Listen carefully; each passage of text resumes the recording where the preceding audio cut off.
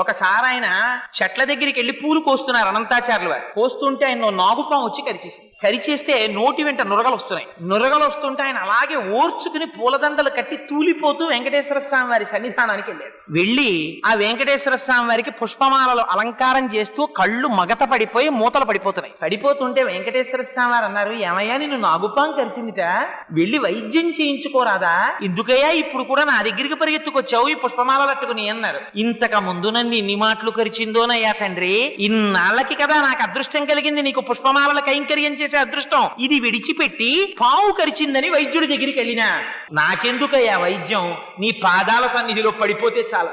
ఒక్కసారి ఆయన తల మీద చెయ్యి పెట్టారు, విషం దిగిపోయింది ఆయనకి. చిత్రం ఏమిటో తెలుసా అండి, అనంతాచార్యుల వారి జీవితంలో పొందినటువంటి గొప్పతనం బహుశా ఎవ్వరూ పొందుంటారు. ఆయన పుష్పవాటికని పెంచితే 8 రోజులు ప్రచ్ఛన్న రూపాల్లో వచ్చి పువ్వులు కోసేశారు. పద్మావతి